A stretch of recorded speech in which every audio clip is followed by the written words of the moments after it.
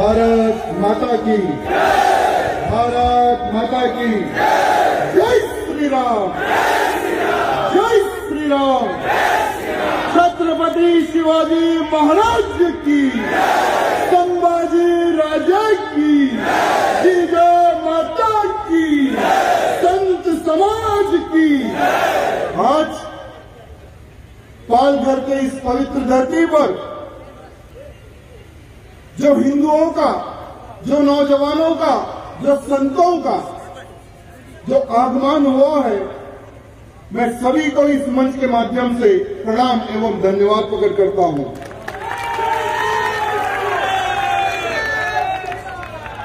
इस पालघर की पवित्र धरती पर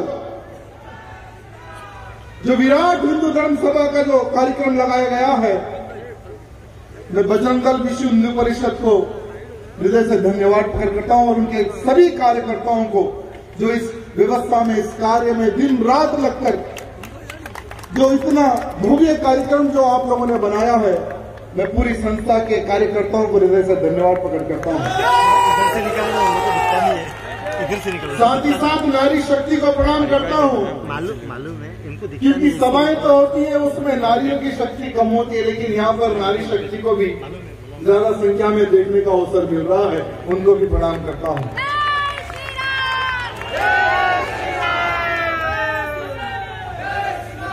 मैं संतों से आज्ञा लेना चाहूंगा, उनके चरणों को प्रणाम करना चाहूंगा और कार्यक्रम को प्रारंभ करता हूं।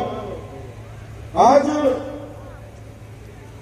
हर हिंदू को अपना कर्तव्य जानने की आवश्यकता है, क्योंकि आज का जो हमारा हिंदू है वो कुंभकर्ण बन चुका है।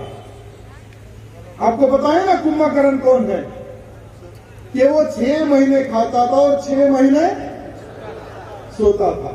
आज का हमारा जो हिंदू नौजवान है उसकी यही परिस्थिति बन चुकी है। बार बार हिंदुओं को जगाने के लिए उनको पंप मारना पड़ता है। बार बार हिंदुओं को देश के प्रति, धर्म के प्रति, समाज के प्रति जागरूकता लाने के लिए बैनर एवं पॉम्पलेट, सोशल मीडिया सभी का उपयोग करना पड़ता है, सभाओं का आयोजन करना पड़ता है। जब आखिरी में जब हिंदू जागता है तो फिर थोड़े दिन के बाद में सो जाता है। मेरे भाइयों, आज मैं आप सबको एक ही बात कहना चाहूंगा कि हिंदुत्व के प्रति कार्य करने वाले बहुत कम लोग मिलेंगे। राजनेताएं हर गली, हर बस्ती, हर घर में आपको मिलेंगे। भले ही मैं एक राजनेता हूं, लेकिन मैं अपने आप को कभी एक पॉलिटिशियन नहीं समझता हूं, क्योंकि राजनीति अलग है और धर्म नीति अलग है। मेरे भाइयों, मैं मेरे नौजवानों को बस एक बात कहना चाहूंगा कि हिंदुत्व के प्रति कार्य करो, आपका नाम ऊंचा जाएगा, बहुत ऊंचा जाएगा। मैं यहाँ के नौजवानों से पूछना चाहूंगा कि यहाँ पर ऐसे कितने नौजवान हैं जो मैं मेरे देश के लिए, मेरे धर्म के लिए, मेरे समाज के लिए हफ्ते में 2 या 4 दिन देना चाहूंगा और हिंदुत्व के प्रति एक सेना का निर्माण करना चाहूंगा। कितने लोग यहाँ पर नौजवान पूछना चाहूंगा। आज तो सपने उठाया, देखकर खुशी भी मेरे भाइयों, लेकिन बिना मार्गदर्शन के, बिना ज्ञान के, बिना गुरु के आप आगे नहीं बढ़ सकते। तो अपने आप को तैयार करो और किसी ना किसी को गुरु बनाओ।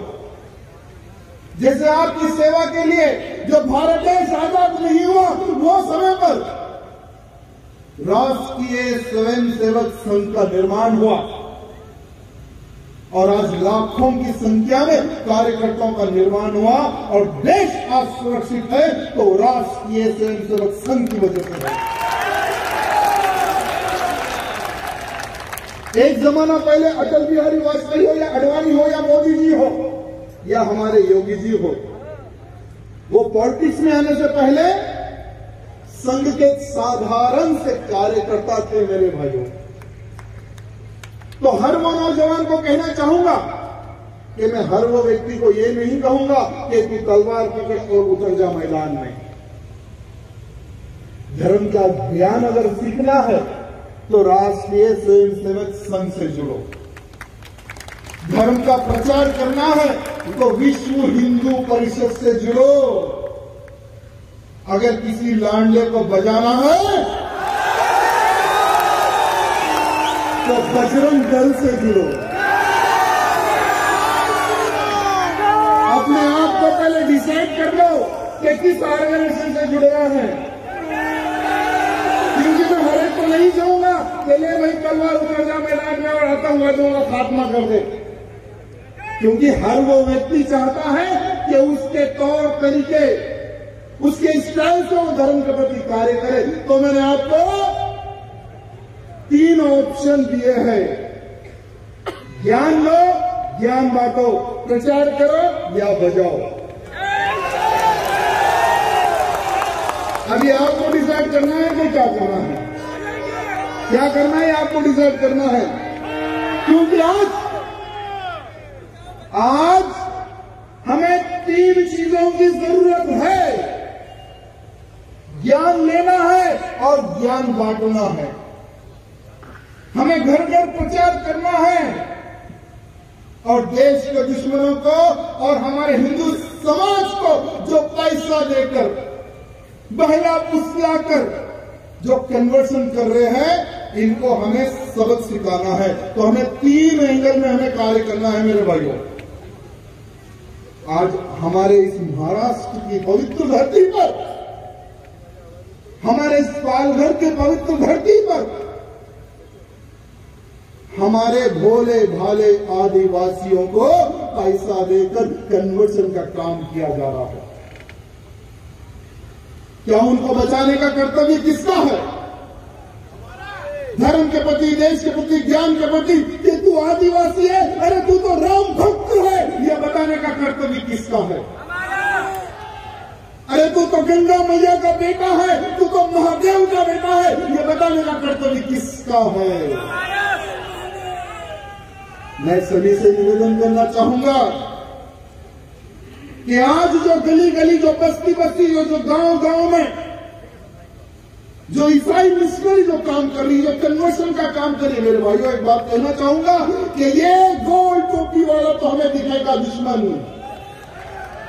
हमें पता चल जाएगा कि अगर हजारों में अगर कोई गोल टोपी, कोई हरी टोपी पहन के बैठेगा तो दिख जाएगा कि लांडावा दौड़ावा है। लेकिन जो गले में क्रॉस डालकर यहां पर बैठेगा, क्या उसको हम पहचान सकेंगे? पहचान सकेंगे? तो हमारा सबसे बड़ा दुश्मन कौन, ये हम सबको जानने और समझने की आवश्यकता है। आज गांव गांव घूमते हैं जो राम भक्त हैं, जो महादेव के भक्त हैं, उनको भैला फुसलाकर कि ये लो तेल और ये लो पानी, झूठे मंत्रों का उच्चार करते हैं, अल्लुलुया के भजन गाते हैं और उनको कन्वर्शन का काम करते हैं। मैं पूछना चाहूंगा कि इनके पास पैसा कहां से आता है? मेरे भाइयों, इनको जो पैसा आता है वो विदेशों से आता है। सोनिया मैडम के रिश्तेदारों के पास से इनको पैसा आता है, राहुल बाबा के खानदान से इनको पैसा आता है, और ये लोग गांव गांव में जाकर हमारे आदिवासी भाई बंधुओं को हमसे दूर करने का षड्यंत्र करते हैं, हिंदुत्व से दूर करने का षड्यंत्र करते हैं। मेरे भाइयों, मुझे अच्छा याद है कि बिरसा मुंडा जी ने अंग्रेजों से युद्ध किया, अंग्रेजों से लड़ाई लड़ी, कन्वर्शन के खिलाफ लड़ाई लड़ी। हमारे आदिवासी भाई हमारे बिरसा मुंडा जी को मानते हैं ना, तो मानने वाले इन गद्दारों के साथ कैसे जुड़ते हो? इन गद्दारों पे कैसा विश्वास करते हुए पूछना चाहूंगा। आज ये वामपंथी के लोग ये कहते हैं कि तुम आदिवासी हो तुम राम भक्त नहीं, तुम तो रावण भक्त हो। ये वामपंथी के लोग हमारे मोहल्ले वाले भाई बंधुओं को भला फुसलाकर हम हिंदुओं से दूर करने का षड्यंत्र करते हैं। मेरे भाइयों, हमारे आदिवासी भाई बंधुओं के घर घर में जाकर कि तुम किसकी पूजा करते हो? अरे हम तो राम भक्त हैं, हम तो गंगा गौरी के भक्त हैं, तो महादेव के भक्त हैं। जब ये सुनते हैं तो ये वामपंथी के लोग कहते हैं कि तुम इनके भक्त नहीं, तुम तो रावण के भक्त हो, रावण की पूजा करो। इस तरह का एक षड्यंत्र रचा जा रहा है। मेरे भाइयों, मैं मेरे आदिवासी भाई बंधुओं को इस मंच के माध्यम से कहना चाहूंगा कि आपके पास अगर शादी होती है तो बिना राम के नाम के शादी नहीं होती है। भगवान ना चाहे आपके घर में अगर किसी की मृत्यु होती है तो बिना राम के नाम के अंतिम संस्कार नहीं होता है। मेरे भाइयों, उस समाज से तुम लोगों का संबंध है, उस समाज से तुम्हारा संबंध है जो जीते राम के नाम पर और मरते राम के नाम पर। और ऐसे लोगों को भड़काया गया, ऐसे लोगों का माइंड वॉश किया गया। तो यहाँ के कार्यकर्ताओं को मैं कहना चाहूंगा कि आपसे मैं हाथ जोड़कर निवेदन करना चाहूंगा कि जहां पर ये गद्दार पहुंचे वहां पर मेरी बजरंग सेना पहुंच जाए। जहां पर ये गद्दार पहुंचे वहां पर विश्व हिंदू परिषद के अधिकारी और कार्यकर्ताओं में पहुंच जाए। जहां जहां पर इन्होंने रावण को भगवान कहा वहां पर रावण की सच्चाई का प्रचार करे कि रावण हमारा भगवान नहीं, प्रभु श्री राम जी हमारे भगवान है। इसका प्रचार आप सबको करना है। मेरे भाइयों, आज मुझे वो घटना याद आती है कि पूरा विश्व पालघर की ओर देखा। पूरे विश्व में, सिर्फ भारत में नहीं, पूरे विश्व में चर्चा हुई कि पालघर में इतने दरिंदे भी रहते हैं क्या जो साधु संतों को, दो साधु संतों को एक बड़े मौत में मिलकर पत्थरों से, डंडे से, न जाने किसके हथियार से जो साधुओं को निर्मल हत्या कर दी, बहुत ही डेंजर रूप से उनको मार दिया। उनके ड्राइवर कुत्ता को नहीं छोड़ा। अरे ये वो साधु संत है जो धर्म का ज्ञान रखते हैं। मेरे भाइयों, ये वो साधु संत है जो हम भगवान से प्रार्थना करते हैं लेकिन ये डायरेक्टली भगवान से आपको मिलाते हैं। ये वो हमारे संत है, बिना संत के हिंदू समाज नहीं है। मेरे भाइयों, गालेगांव, कौन सा गांव है? क्या नाम है गांव का? जी, गढ़चिंचिले। मैं एक दिन जाना चाहूंगा वहां। गढ़चिंचिले के भाई बंधुओं से मैं मिलना चाहूंगा कि इतने खूंखार तुम लोग कैसे बन गए। एक वस्त्र जो कि भगवा है,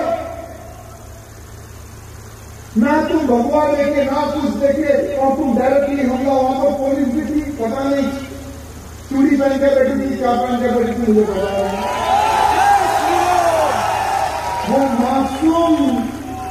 वो मासूम साधु, आज भी वो वीडियो में देखता हूं तो मेरा माइंड काम नहीं करता। मैं आपा खो देता हूं, वो वीडियो देखता हूं।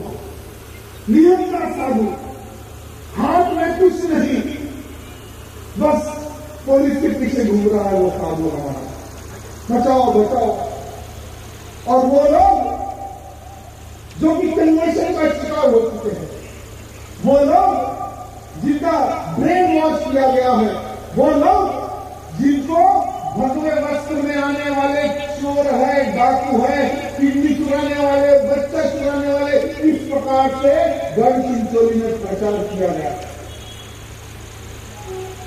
ऐसा महाराष्ट्र की सरकार कहती है कि इसलिए उनको मार दिया गया।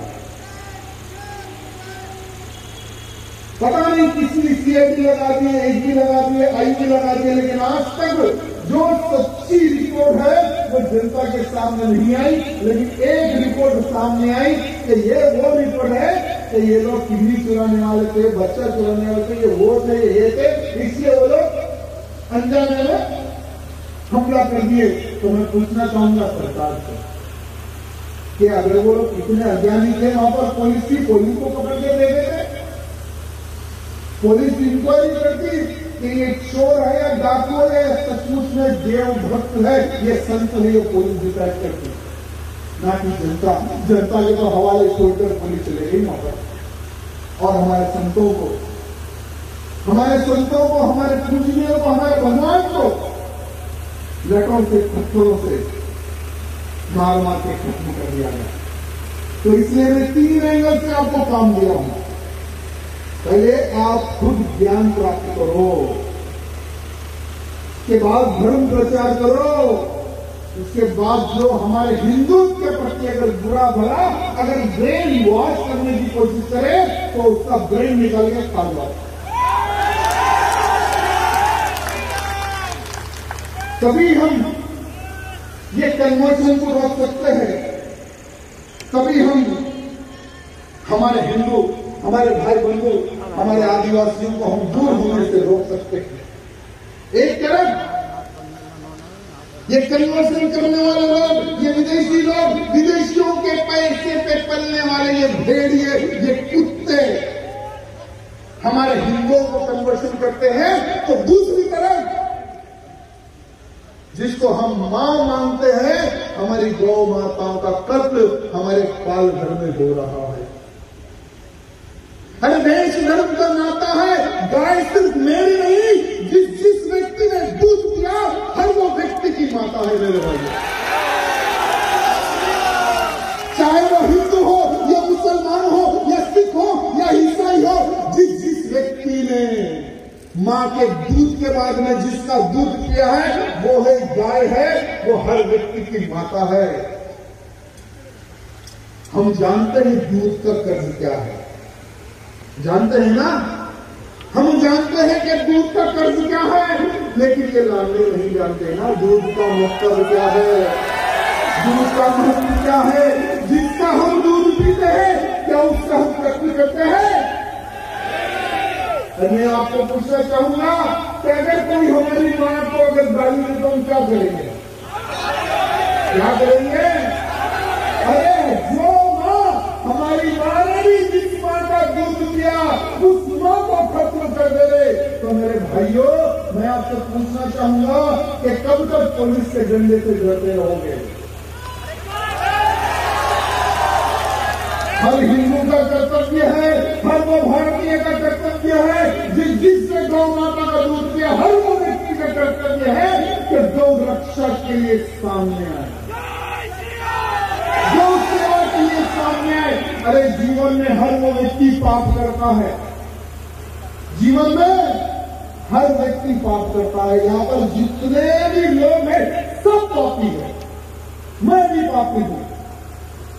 जाने और अनजाने में हमसे बहुत पाप होते हैं, जाने और अनजाने में हम सबसे बहुत पाप होते हैं, लेकिन पुण्य कमाने का सिर्फ एक मार्ग है, वो है गौ रक्षा, वो है गौ सेवा मेरे भाइयों। अरे हम लोग छत्रपति शिवाजी महाराज के मामला है, जिन्होंने 10 साल की उम्र में, 12 साल की उम्र में कसाई का हाथ काट के गौ मां की रक्षा की थी, वो समय पर उन्होंने गौ रक्षा की थी।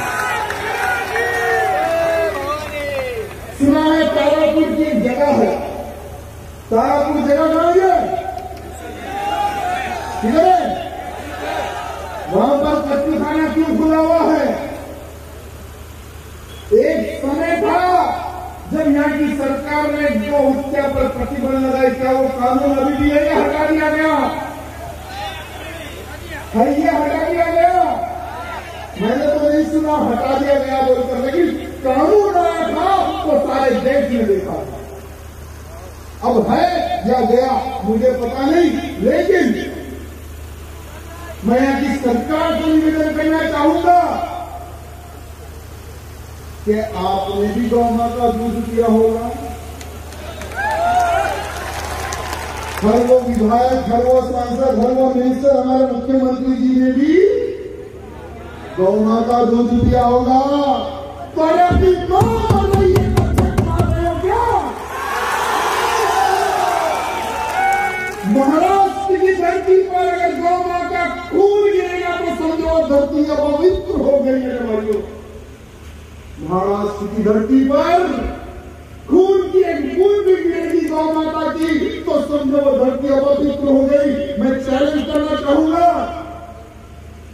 कि यहाँ का हिंदू जिस दिन भी खड़ा हो गया, यहाँ के हिंदू ने जिस दिन भी छत्रपति शिवाजी महाराज अगर अपने आप को देख लिए तो एक भी कत्ल खाना और एक भी कसाई नहीं बचेगा, एक भी कसाई नहीं बचेगा। मैं सभी नौजवानों को कहना चाहूंगा कि गौ रक्षा करो, धर्म रक्षा करो, कर्मों को रोको। आपके साथ राष्ट्रीय स्वयं सेवक संघ, विश्व हिंदू परिषद और बजाने के लिए बजरंग दल है आपके साथ। बस आप लोग आगे आइए, आगे आकर काम करिए। और मैं हमारे सरकार से ये कहना चाहूंगा कि गौ हत्या एक महापाप है। अगर कोई हिंदू के ऊपर एक या दो केस होते हैं या 3 केस होते हैं तो उसको परिपार किया जाता है। क्या किया जाता है? किसको किया जाता है? हिंदू को। अगर कोई गौ हत्यारे के ऊपर जब हमारे हिंदू भाई बंधु, अरे बम भी फूटे तो टेंशन मत लो,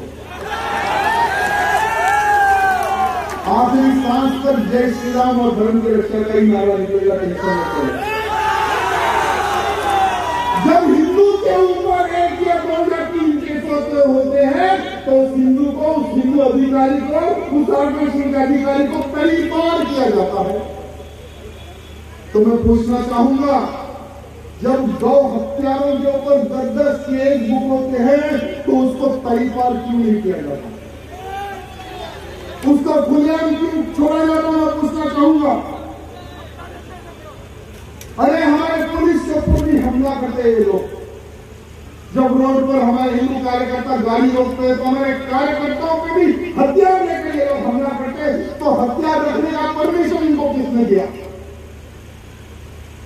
मैं प्रशासन को कहना चाहूंगा कि जो काम वो कर सकते हैं उससे 4 गुना ज्यादा काम हम भी कर सकते हैं। लेकिन हम कानून को हाथ में लेना नहीं चाहते। हम चाहते हैं कि आज महाराष्ट्र में कानून है गौ हत्या पर प्रतिबंध है, फिर भी गाय और गाय के बच्चों को मारा जा रहा है। गर्भवती गाय को भी मार दिया गया यहाँ पर। जब कार्यकर्ता जाते हैं तो कार्यकर्ताओं को धमकाया जाता है कि जाओगे या जेल को जाओगे। अरे घर जाओगे या जेल को जाओगे, ये कार्यकर्ताओं को धमकाया जाता है। हमारी सरकार से, महाराष्ट्र की सरकार से ये कहना चाहूंगा कि हाईवे पर जो भी गुंडा खड़े होता है, जो गाय तस्करी करता है, गाय के मांस की तस्करी करता है, उनके ऊपर आप लोग कार्रवाई कीजिए। देखिए आपको कितना पुण्य मिलेगा। अगर कोई 2 स्टार है तो उसको 3 स्टार ये चलेगा। अगर उसको 3 स्टार तो और इसके आगे बढ़ेगा, अगर और आगे तो और आगे बढ़ेगा, और आगे तो और आगे बढ़ेगा। अगर गौ रक्षा नहीं करेंगे तो, क्योंकि इसका जीता जागता उदाहरण मैं आपके सामने खड़ा हुआ हूं। मैं वहां बैठा था, अगर कोई गौ रक्षा की बात करता था, कोई अधिकारी यहां मंच पे घर के बात करता, मैं आप जैसा वहां बैठता था। मैंने सोचा कि जीवन में आज नहीं तो कल मरना ही है, या मैं बीमारी से मरूंगा या एक्सीडेंट से मरूंगा या नेचुरल मौत मरूंगा। मरना तो है आज नहीं तो कल, क्यों ना मैंने इसलिए पाप किए, थोड़ा बहुत पुण्य क्यों ना कमा लो। तो मैंने गौरक्षा की, मेरे कार्यकर्ताओं की टीम बनाई। जहां गाड़ी आती थी उस गाड़ी को रोकना, गौ माताओं को जंगल में छोड़ना और गाड़ी का स्वाहा।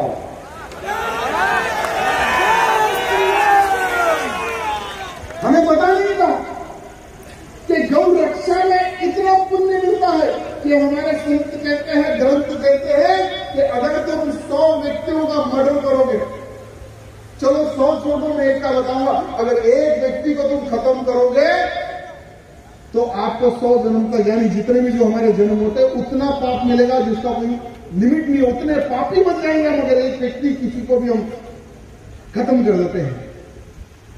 अगर हम एक गाय बचाते हैं तो 100 व्यक्तियों को मार लीजिए तो कुछ नहीं होगा। उतना पुण्य है गौरक्षा में, उतना पुण्य है मेरे भाइयों। तो मैं हर कार्यकर्ता को कहना चाहूंगा कि पुण्य कमाने का मैं एक अवसर आपको सबको दे रहा हूं। पुण्य कमाने का हर कार्यकर्ता को एक अवसर दे रहा हूं कि गौरक्षा करो, गौ सेवा करो और पुण्य कमा लो। आज मेरे बहुत सारे भाई बंधु अधिकारीगण, कुछ जैन समाज के भाई बंधु थे, कुछ गुजराती समाज के भाई बंधु थे, कुछ हमारे राजस्थानी समाज के भाई बंधु थे। जब उन्होंने कहा कि हमारे पास इतनी गाय है, हम गौ सेवा करते हैं और जहां जहां पर गाय एक्सीडेंट होकर पड़ी होती है, हम उस गाय को उठाकर ले आके हम ट्रीटमेंट करते हैं। और कुछ भाई बंधु कहते हैं कि जितनी भी गौशाले यथाशक्ति अनुसार उसको हम सेवा करते हैं। तो मेरे भाई, उनसे बड़ा पुण्य व्यक्ति इस धरती पे कोई नहीं है, समझो, जो गौ रक्षा करता है। मैं आप सबको यही कहना चाहूंगा कि 3 में से कोई एक चीज सुन लेना या 2 चीज सुन लेना, बस आगे बढ़ जाना। साथ ही साथ अभी नया साल आ रहा है, इसका 31 दिसंबर किसका नया साल है? हमारा है क्या? हिंदुओं का है क्या? लेकिन यहाँ पर जितने भी लोग बैठे हुए हैं, आप सबको एक व्हाट्सएप आएगा 31st नाइट या उसके next day, happy new year. नेताएं करते हैं और नेताओं को भी आता है हैप्पी न्यू ईयर। मुझे भी कॉल आता है, भैया हैप्पी न्यू ईयर, नया साल मुबारक हो। मैं बोला बेटा तू गया था या तेरे घर पे कोई आया था? और तू हिंदू है या तू कन्वर्ट हो गया? अरे हमारा नया साल अगर तुझे पता नहीं तो तेरी औलाद को क्या बताएगा कि हमारा नया साल कब है और कब आने वाला है? अरे अगर तू अज्ञानी है तो तेरी संतान, जो बेटा होगा, जो बेटी होगी, वो आने वाले समय में वो इसी को नया साल मान के आगे बढ़ेगी। फिर हमारे हिंदुओं का नया साल का क्या होगा? हिंदुओं का नया साल कब है? हाँ? क्या? एक आवाज में गुड़ी पड़वा, उगादी के दिन हमारा नया साल है। हिंदुओं का नया वर्ष गुड़ी पड़वा, उगादी कहते हैं तेलंगाना में। वो हिंदुओं का नया साल। अगर यहां पर उपस्थित जितने भी लोगों ने आज शाम से एक मैसेज वायरल करो कि जो भी 31 दिसंबर के दिन मुझे मैसेज करेगा, मैं उसे हिंदू नहीं मानूंगा, उसे मैं हिंदू नहीं मानूंगा, उसे तो मैं कन्वर्टेड क्रिश्चियन मानूंगा, उसे मैं हिंदू नहीं मानूंगा। ये बात आपके सोशल मीडिया में, आपके एमपी में, आपके किस में लगाते सोशल मीडिया के माध्यम से फैला दो। मेरे भाइयों, हमारी संस्कृति को बचाना हम सबका कर्तव्य है। आज साधु संत मंच पर उपस्थित है, सालों सालों ये लोग प्रतिज्ञा करते हैं, प्रार्थना करते हैं, पूजा करते हैं, तपस्या करते हैं। किसके लिए?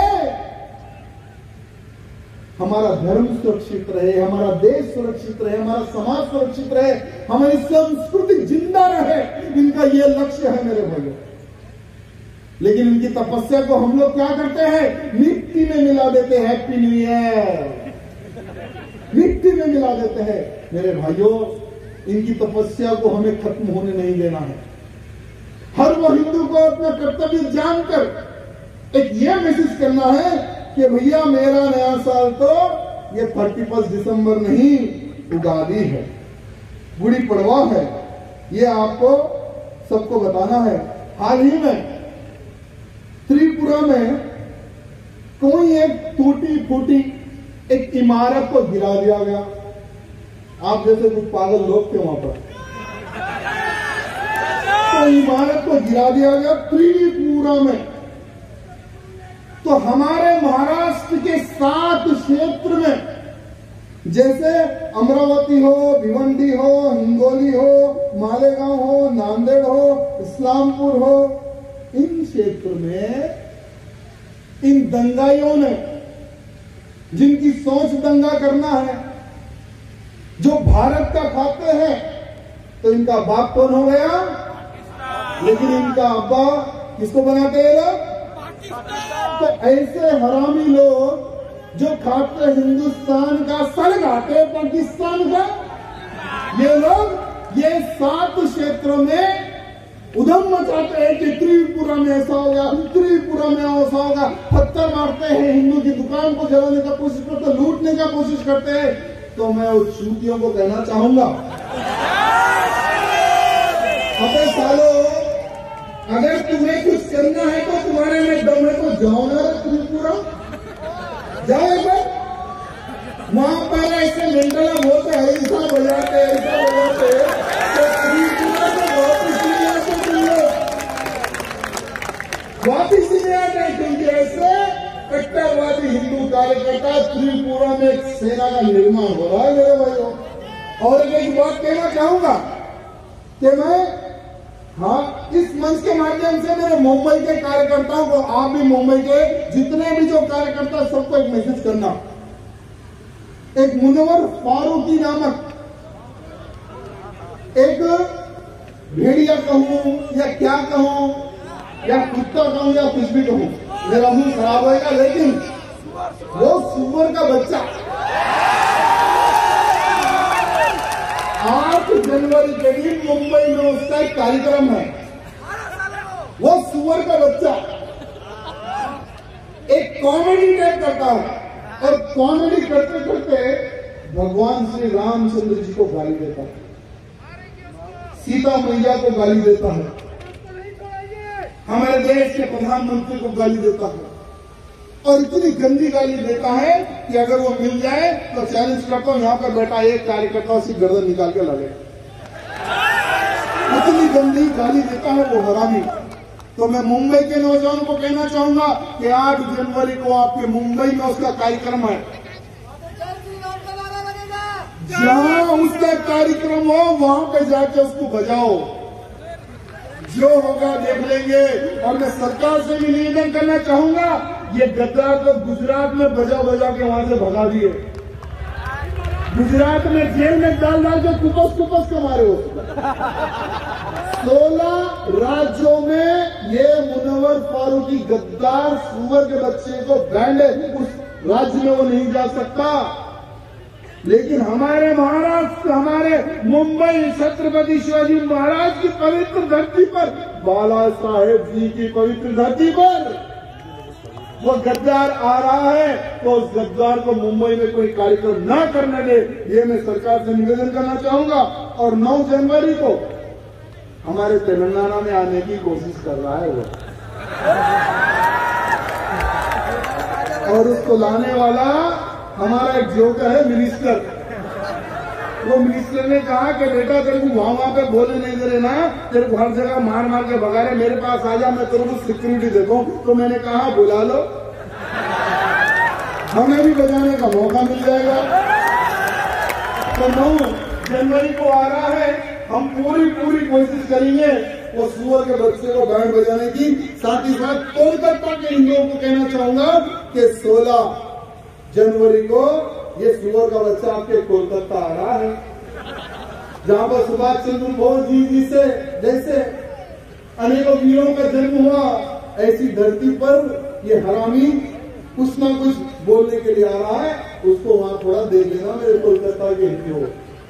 साथ ही साथ अभी एक कार्यकर्ता मुझे मिला था वहां पर, और रैली में एक नारा लग रहा था। वो क्या लग रहा था?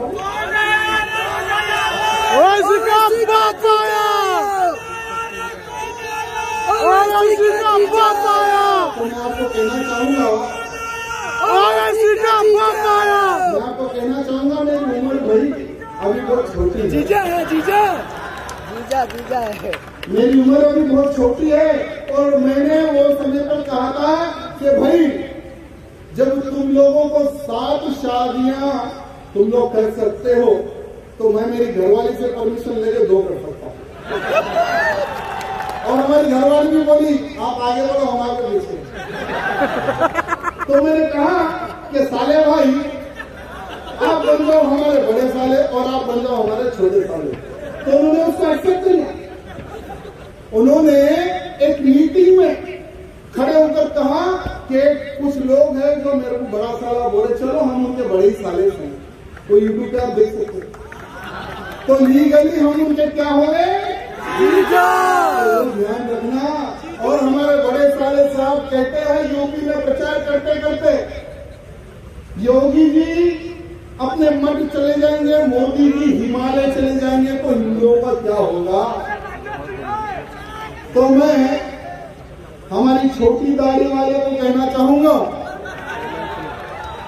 कि बेटा तू फिक्र मत कर, इस दुनिया से हर वो व्यक्ति को तो जाना ही है।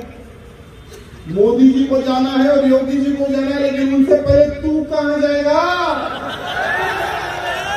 ये तो जरा सोच ले। और उसकी सभा में जब वो भोगता है सुअर का बच्चा, तो उसकी सभा में लोग ताली मारते हैं यूपी में। तो ताली मारने वालों को मैं कहना चाहूंगा कि जितने लोग ओवैसी की स्पीच पर उसके भोगने पर ताली मार रहे हो, बेटा तुम किसके राज्य में हो जरा ये तो सोच लो। तुम बाबा के राज्य में हो बेटा। अरे जो ताली बजा रहे हो मैं उनको कहना चाहूंगा कि अब तुमको ये ओवैसी तो भोगेगा, चुनाव खत्म होते ये तो आ जाएगा हैदराबाद। जो ताली बजा रहे हैं योगी बाबा उनको बजाएंगे। और योगी बाबा कैसा बजाते हैं एक बार आजम खान से पूछ लो, मुक्ता अंसारी से पूछ लो, अतीक अहमद से पूछ लो। योगी बाबा के चरणों में गिर के योगी बाबा से भीख मांग रहे कि हमें जिंदा छोड़ दो, हमें रहने दो शांति से, हमें जेल में रहना है, हमें बाहर नहीं रहना है। अगर हम बाहर निकलेंगे तो योगी बाबा हमें बजा देंगे। तो जो ताली बजा रहे हैं ना, तो इनको कहना चाहूंगा कि एक बार सोच समझ के ताली बजाना। आज मैं सभी कार्यकर्ताओं को बस यही संदेश देना चाहूंगा, और खास करके अधिकारीगण भी उपस्थित है यहाँ पर। हाल ही में हमारे आसाम के मुख्यमंत्री जी हेमंत बिस्वा जी ने बहुत अच्छा कार्य किया है, उनके लिए सब लोग ताली मारो। आसाम के मुख्यमंत्री जी ने बहुत अच्छा काम किया है। आसाम के मुख्यमंत्री हेमंत बिस्वा जी ने 1000 मदरसाओं को बंद किया है और उन्होंने गर्व से कहा कि हम आतंकवादियों को पैदा होने नहीं देंगे, हम आतंकवाद को बढ़ने नहीं देंगे। आज जो अजमल कसाब हो, ये जितने भी जो बड़े बड़े आतंकवादी जब पकड़े जाते हैं, जब उनको फोड़ा जाता है तो ये लोगों को पूछा जाता है कि तुम में इतनी नफरत कैसा भरी, कौन भरा तुम्हारे इस मन में, तुम्हारे दिमाग में? तो ये लोग कहते हैं कि हमें तो ज्ञान तो मदरसा में मिलता है, हमें तो ट्रेनिंग मदरसा में मिलती है, हमें सब कुछ मदरसा से मिलता है, खाना पीना सब कुछ। आज कश्मीर हो, बंगाल हो, झारखंड हो, केरल हो, या उत्तर प्रदेश हो, या तेलंगाना हो, या आंध्र प्रदेश हो, या महाराष्ट्र हो, जितने भी जो मदरसाएं हैं, कहीं ना कहीं वहां पर आतंकवादियों का निर्माण हो रहा है। अरे जो हमारे सीएम जी ने जो कहा किया है आसाम के, मैं हमारे महाराष्ट्र के मुख्यमंत्री जी को भी प्रार्थना करना चाहूंगा कि आपके महाराष्ट्र में जितने भी जो मदरसा है उनको बंद करो और वहां पर स्कूल का निर्माण करो। क्योंकि पढ़ेगा लिखेगा तो कम से कम देश के प्रति कार्य तो करेगा। अगर वो पढ़ेगा लिखेगा नहीं तो देश से गद्दारी करेगा, और ऐसे गद्दारों को हम छोड़ेंगे नहीं, मिट्टी में मिला देंगे। आज हमारे भारत देश की सेना और हमारी पुलिस इनको मैं प्रणाम करता हूं। जो आज पूरा भारत देश सुरक्षित है तो हमारी सेना की वजह से सुरक्षित है। आज हम सुकून से देश में रहते हैं तो हमारी सेना की वजह से रहते हैं। और आज हम इस राज्य में हो या किसी भी राज्य में हो, हम सुकून से अपने परिवार के साथ सोते हैं तो ये हमारी पुलिस की वजह से मेरे भाई। ये जगते हैं तभी तो हम सोते हैं मेरे भाई। तो हमारी पुलिस को भी मैं प्रणाम एवं धन्यवाद प्रकट करता हूं, लेकिन मजबूरी है, बोलना तो पड़ेगा। 1001% मैं पुलिस को प्रणाम करता हूं, लेकिन वो 1% में जो सेक्युलर हो जाते हैं ना, जो अपने आप को हिंदू नहीं समझते हैं ना, इनसे हमें थोड़ा प्रॉब्लम है। अगर वो लोग अपने आप को अगर थोड़ा बहुत एडजस्ट कर ले तो मजा आ जाएगा। तो मैं उनको भी ये कहना चाहूंगा कि आज हमारे हिंदू समाज की शक्ति बढ़ती जा रही है। आज हमारे हिंदू समाज के प्रति ताकत बढ़ती जा रही है। लोग समझ रहे हैं कि हमें उस धर्म में ज्ञान नहीं मिलेगा, उस धर्म में हमें सुरक्षा नहीं मिलेगी, चलो हम जाएंगे हिंदू धर्म की ओर। वसीम रिजवी ने हिंदू धर्म स्वीकार किया। हिंदू धर्म में आने के बाद में उन्होंने उनकी पोल खोल दी, गलत बर्दाश्त नहीं कर सके। वसीम रिजवी ने कहा कि हमारी बहन बेटियों के साथ हलाला के नाम पर उनकी इज्जतें लूटी जाती है। मुझे बर्दाश्त नहीं हुआ। मेरा हिंदू धर्म, जो हिंदू धर्म में नारी को माता का रूप दिया गया, बेटी का रूप दिया गया, मां का रूप दिया गया, लेकिन हमारे पास नारी को रानी नहीं, एक बहुत ही नीची नजर से देखा जाता है। इसलिए उस व्यक्ति ने, वसीम रिजवी ने, हमारा हिंदू धर्म कबूल किया। हमारे भारत देश की रक्षा करते करते हमारे भारत देश के एक सिपाही विपिन रावत जी का देहांत हुआ एक एक्सीडेंट में, ट्रेन हेलीकॉप्टर एक्सीडेंट में। विपिन रावत जी एक ऐसे योद्धा थे, एक ऐसे वीर थे, सेना से लेकर पाकिस्तान पर थर थर कांपते थे उनके नाम पर।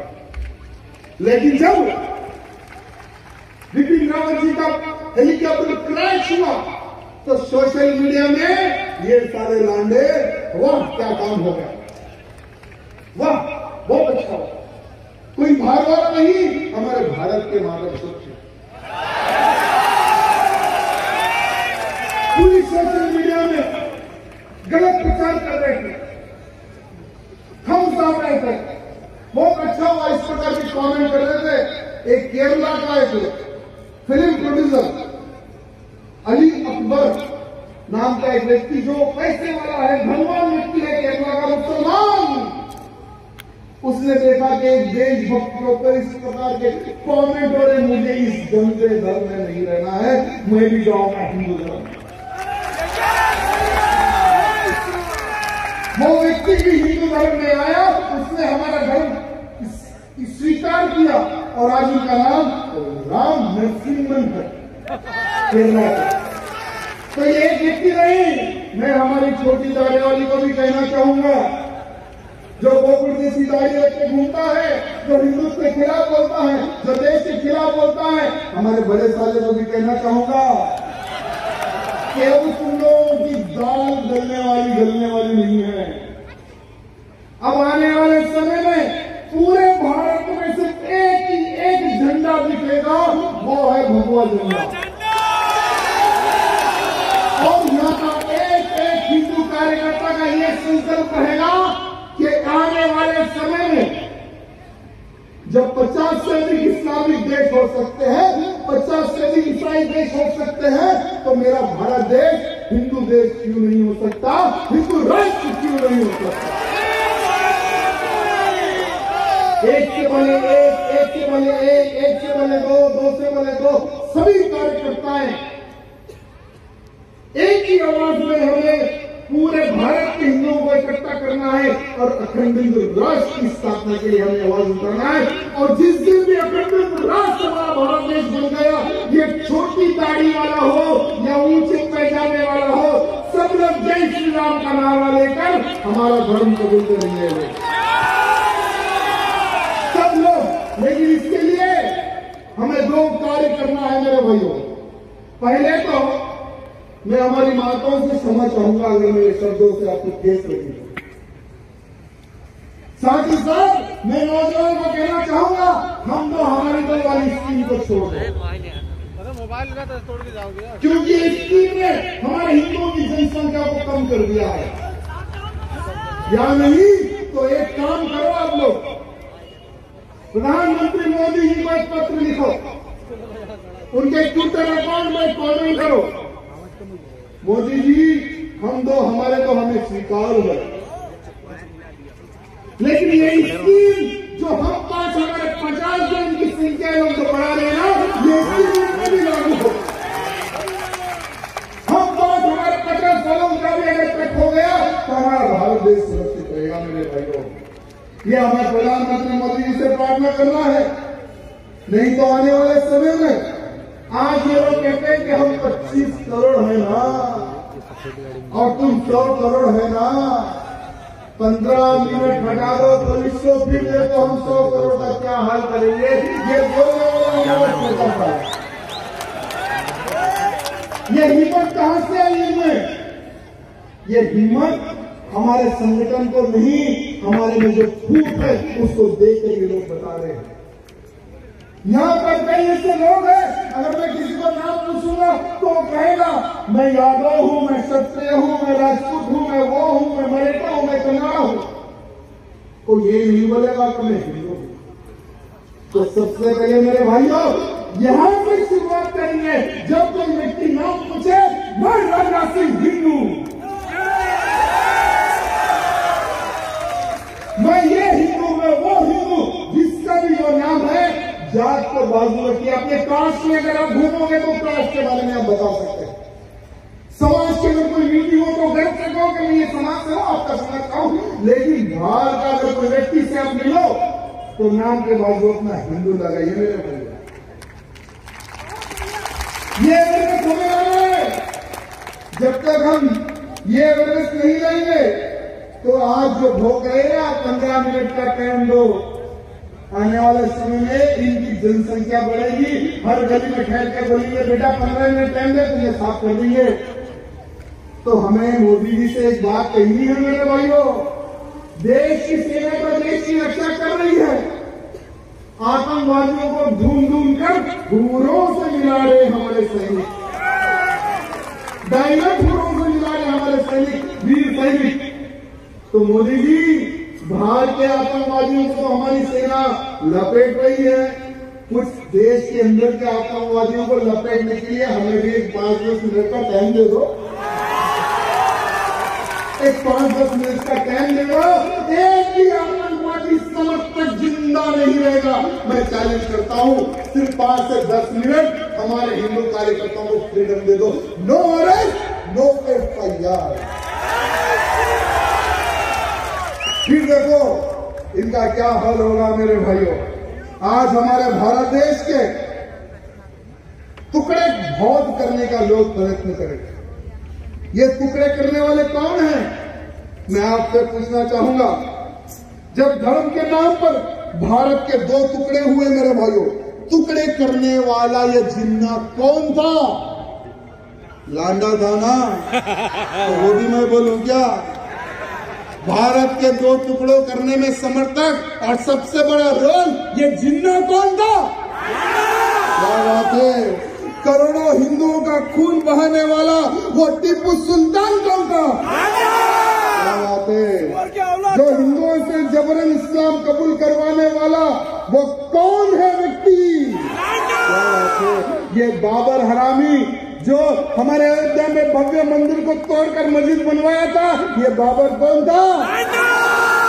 जो हमारे छत्रपति शिवाजी महाराज से भिड़ने के लिए आया, जो मेरे संभाजी महाराज को तड़पा तड़पा के मारा, ये हरामी, ये लांडा औरंगजेब कौन था? आज जो भारत देश में यहां वहां बम ब्लास्ट करते हैं, निर्दोष हिंदुओं को, निर्दोष लोगों को मारने वाला आतंकवादी का नाम क्या होता है? ये दाऊद इब्राहिम कौन था? आज देश में जो धर्म के नाम पर हम हिंदुओं पर हमला करते हैं, हमारे देश में रहकर पाकिस्तान का नारा लगाते हैं, हमारे देश में रहकर हमें खत्म करने की बात करने वाले ये कौन लोग हैं मेरे भाइयों? तो मैं आज आप सबसे पूछना चाहूंगा, इन सबको तो आपने पहचान लिया, इन सबको तो आपने पहचान लिया। आज आप सबको एक संकल्प में दिलाना चाहूंगा, खड़े रहकर और सबके फोन लाइट चालू कीजिए, टॉर्च। जितने लोग हैं सबके फोन के टॉर्च चालू होने चाहिए, सबके फोन के टॉर्च। ओके, सीधा हाथ आगे। मैं राजा सिंह आज ये शपथ लेता हूं, मैं जब तक जीऊंगा हिंदू बनकर जीऊंगा, मैं जब तक जीऊंगा मेरे धर्म, मेरी समाज, मेरे देश की सेवा करते जीऊंगा। मैं जब तक जीऊंगा संगठन हो, लव जिहाद हो या आतंकवाद हो, उन सबका खात्मा करते ही रहूंगा। मैं जब तक जीऊं ₹1 की चीज भी जो गौ मांस खाता है मैं गद्दार से नहीं खरीदूंगा। मैं आज ये प्रण लेता हूं, मैं यहां से भारत